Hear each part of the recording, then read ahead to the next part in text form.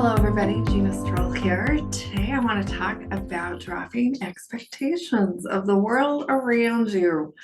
Are you one of these people who maybe get in your car, maybe you have to commute and you're irritated and so upset by the time you get to work? Everybody's just in your way, everybody's going too slow. Maybe somebody's in the grocery line is taking forever. You got the little old lady in front of you who still wants to use checks, even though they've been a dinosaur for several years now. What is it for you? What are these? Are you expecting this world to make you happy every moment of the day?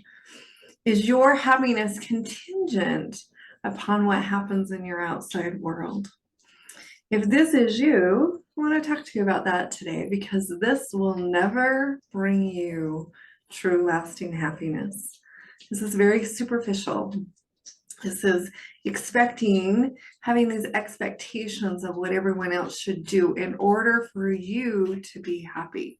When we're on a spiritual path, happiness comes from the inside, and you get to choose whether or not you want to be happy or not. And as I say that, some of you may be like, am I on a spiritual path? Yeah, all of you here are on a spiritual path, whether you know it or not. No matter what level you're at, where you're at in the game, it doesn't matter. We all are here having a human experience, and you're spiritual first. And so learning these fundamental rules, so to speak, I don't like the word rules, but helps us live a more happy and fulfilled life. For me, this expectations has been something that I have been working on for several years now, and really learning to drop the expectations and take my control back, take my power back, and understanding that I get to choose every single day how I want to feel. And I get to choose every single day how I react and what I'm going to do with certain given situations. Just yesterday, I was actually kind of proud of myself. I can tell that I've been on this spiritual journey for a little while. We have had some mechanical issues with our boat. It's summertime at the time of this recording here, and we had just my husband actually can do all that kind of stuff, and so he had been fixing our boat, and we took it out yesterday for the maiden voyage. And I remembered I have a really hard time at the boat ramp. This has been something that I have really been working on and really trying to calm down and stop expecting people to understand how the boat dock works. For those of you who are not in boating world, maybe you don't know what that means. We have a few lakes around us that are super close, and when you take your boat to the lake, you have to go to the boat dock, to the ramp, so that you can launch it into the water.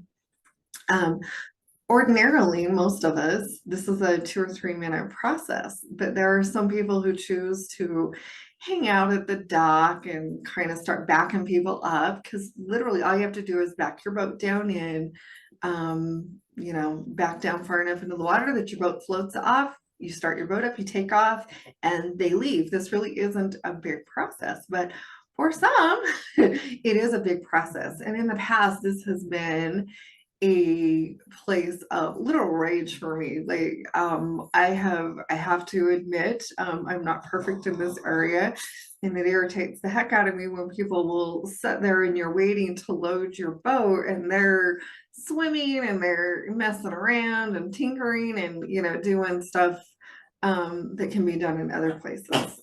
But yesterday, we took the boat out for the maiden voyage, and went and drove it around and did what we need to do, and then we went to load it back up, and there was literally this family there. I could see them, and they had been there forever, and I'm thinking, oh boy, here we go. And as soon as I said, oh boy, here we go, I thought, you know what, you have a choice, and you get to choose today what you're gonna do.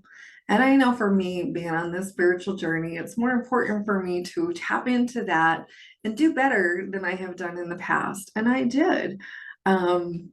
I swear, my guides, my angels, God, whatever, is like testing me to see how this was going to work, because the guy, apparently his wife couldn't drive the boat or wouldn't drive the boat, or, I don't know how that worked, but he got out, he backed the boat down, got out, they got all the kids out of the car, all the kids are standing on the dock, and he gets a rope out and ties the boat up with a rope and gives it to his wife to hold while he goes and parks the truck.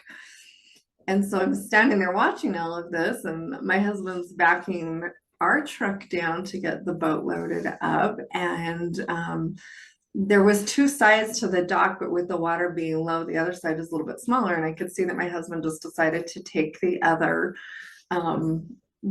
side of the dock, which was fine.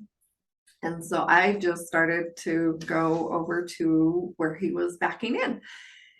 And it was on each side of there's a pathway in the middle, and you've got one over here and one over here. And so I'm headed over here, and I finally see the husband come down, and he's walking down, and gets in the boat just as I am about to load my boat, and almost backs into me after they've been sitting there for it. And I have to admit, part of me was like, it's because I had to back up. I had to hurry and back up. And he literally could have just went forward and went around, but he wasn't paying attention. He was very much oblivious to what was going on. But I was proud of myself, because even though I kind of did I didn't get mad. I didn't, the old me has yelled and screamed, I have to admit, at the boat dock. I have told people to get out of the way because it's very frustrating, but I didn't do that yesterday. And I actually kind of giggled at him. And I won't say that it was a perfect thing, but I did. I kind of giggled at him and smiled and laughed and thought, wow, could have been a collision, but it wasn't, and we're fine. All is well. And so, these are the kind of things we can learn. And the old me, I guess I should have said, probably would have went home and talked about how rude these people are, and and my husband did kind of make a comment. He's like, did you notice? And I said, yeah. I said, whatever, we're moving on, and just kind of blew it off and went on. And these are the kind of things that we can learn to work through. If you want to truly be in your own place of peace, this is how you get it. And you get to choose every day what you're going to do with it and what that looks like for you. For me, I'm choosing to be on this surrender path, and knowing that those people on the boat dock, it's perfect just the way it is, and just allow people to be people. Go about your business. Imagine your life working out so amazing, feeling so peaceful and joyful every single day that there's nothing that can shake you. It doesn't matter how the person in front of you is driving. It doesn't matter what this person says to you. It doesn't matter. All these things do not matter. What matters is how peaceful you are inside with yourself, and allowing that peace to trickle out into the world around you. This is where we create some amazing magic, some amazing healing in our lives, dropping those expectations of the world. Nobody is ever going to act like you want them to act, or do what you want them to do, or what you think they should do. This just brings misery and heartache, and it gets your ego all up in a bundle. If you can let all of that go and trust in the process around you, this is where you will find your greatest peace. Everything that is going on in your world, everything that has happened to you, everything that is going on now is perfect for you. And when you can stop expecting it to be something else, or feeling like you deserve something else, or you should have had something else, and realize everything is going just as it was designed, you need to get out of the way and allow it to happen. And that includes the little old lady in front of you who's driving 25 while you're headed to work. We can imagine. I was listening to Wayne Dyer this morning, and I love him. If you haven't listened to his stuff, you should go check it out. And he was talking about how he would commute every day to his office and home. So he had, out and back, and he would visualize his commute before he would leave. And he would see it as a very peaceful experience, getting home at the same time every day, not being all upset and frustrated with the world, and coming home and bringing this peace home to his family every day. And that is kind of the life that I have decided to live as well. I loved it that he said that because I was like, yes, that is what we're going for here. Really just allowing things to happen, surrendering into it, and knowing that everything that comes in your way, everything that you feel like is a roadblock was never a roadblock. It's there for a reason. Everything is there for a reason. So when we can take a deep breath, start trying to control the world and start focusing on us and the inside and how we're doing, this is where you're going to find your greatest happiness. So I hope this has helped you. Thank you for being here. I'd love to hear comments. Do you struggle with this? Let me know in the comments below. Is this something that you have been working on? Or is this maybe your first adventure into this? Let me know in the comments below. I'd love to hear from you. So thank you for being here today, and much love.